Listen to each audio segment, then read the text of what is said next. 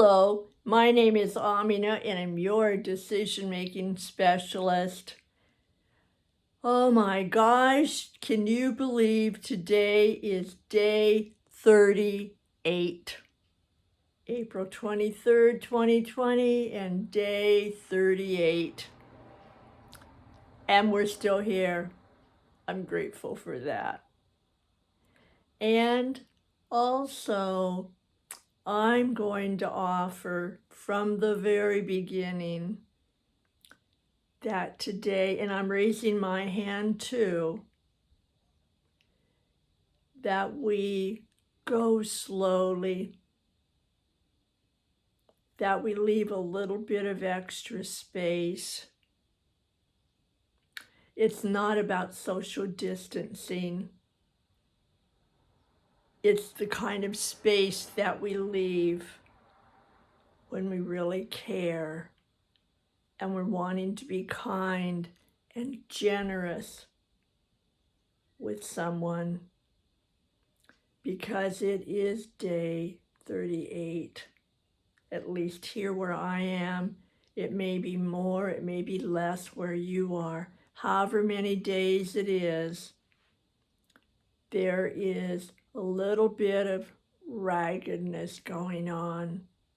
As I've said before, we began counting the certain number of weeks.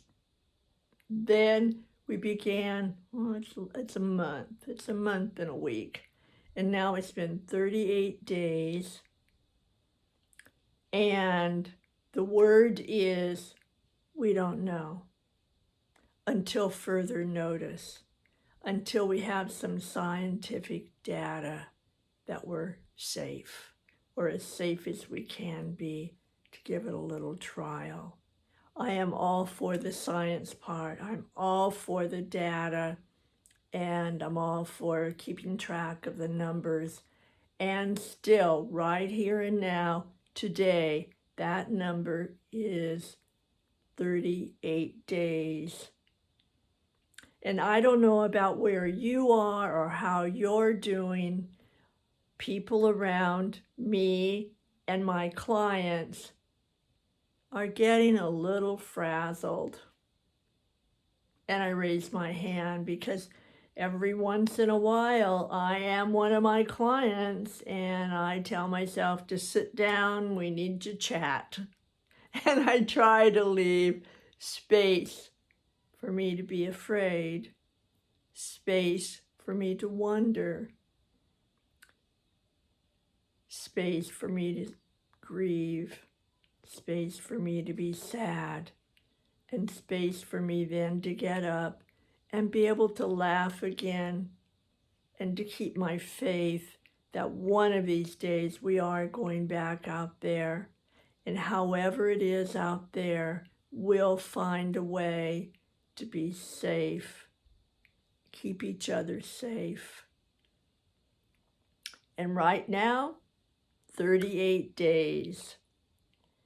And families are starting to settle in, find a routine, and every once in a while in the middle of that routine, there is a meltdown. There is a blow up. There is a raggedness of just not quite communicating and getting together. There is the uncertainty. And what the uncertainty is, we're not sure. One day it's this, one day it's not. One of my clients is director of a medical facility, and she said that it's a physical therapy department. So she said that they have a few patients because a lot of patients don't want to come in.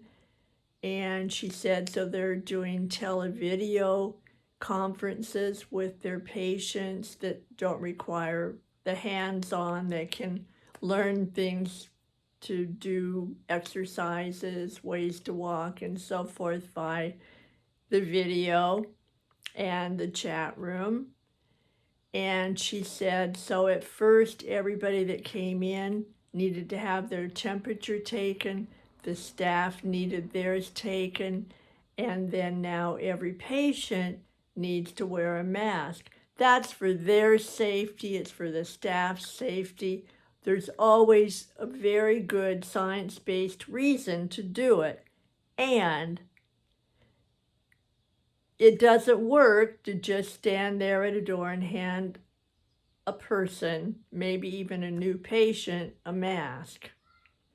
So she worked with her staff so that they found a really comfortable, caring script of what to say to each person as they took their temperature, as they put their mask on, to ease their stress, and so that they would know they're coming into a place that is as safe as possible with people that really care and only want to help them.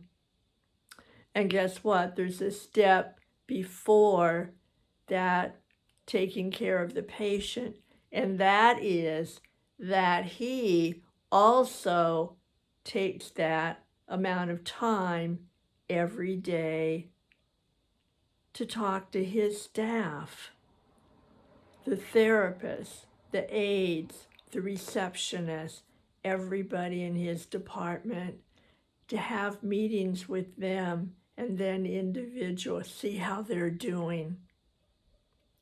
Talk to them, because the hours are getting shifted around. Some of them will be doing some jobs at home. Some will be coming in and have 40% of their time cut. Some of them will work longer, and to try to sort through who is doing what, where they'll be working, to trade off so that there is a balance and an equality to how many hours each person makes, what they're doing, and that they're settled in enough, comfortable enough, and have enough certainty, not 100%, no guarantees, not as high a percentage as they're used to working with, just at least enough that they're free to walk over, take care of their patients, and have their patients feel comfortable, because they can feel that comfortability in their therapist, in the aides and the receptionists, and with the director. He is walking onto the floor more and more and more, not to see what's going on. He's looking and watching to see how things are going on, if he can step in and be of service. So in a certain way, it's taking as much time out of the day. However, the quality, the purpose, and the generosity is shifting in a lovely, lovely manner, which they all decided they want to keep. They want to have their hours, and they want to take what they've learned about working with the emotional part of their patients. They want to keep the emotional part of themselves that they've learned to work with.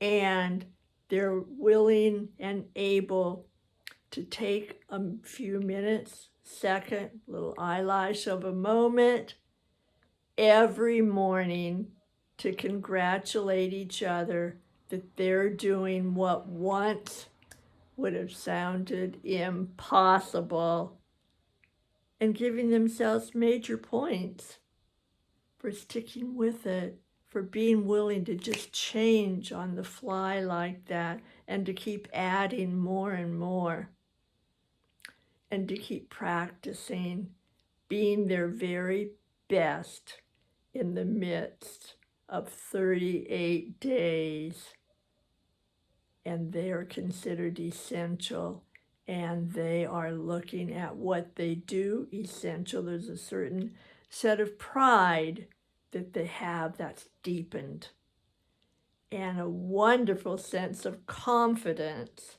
that they are able to do this in the middle of everything else. So I'm going to offer, if you're willing, that you give yourself some emotional space. Not expect yourself to do the big things. Let yourself slow down.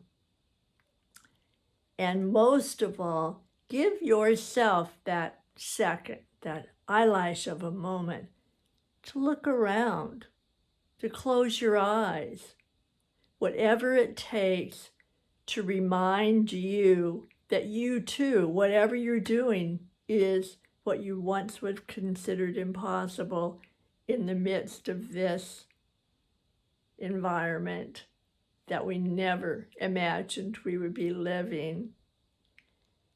And give yourself credit for being who you are. You're a gift. The fact that you're here, you are a gift. And whatever you're doing, whoever you're with, you are giving service. Be generous with yourself. Don't push. Don't pressure. Don't try to do more than the impossible. The impossible ought to be good enough. Think about it. Be generous with yourself. You deserve it. All right? What else you deserve is to click that subscribe button, come back, tell somebody, share. And most of all, remember that you are writing a chapter that can just be called The Impossible. I did it. I'm doing it. So you will be still writing, even in the midst of this, a wonderful, wonderful story that you want to live, that you want to share, that you want to value, that will add to your legacy, that you are going to pack in your suitcase and take out there because you have lived it. All right, thanks for coming. Come tomorrow, because guess what? I'll be here until further notice, as they say. And I'll be looking for you. Bye for now. Thank you.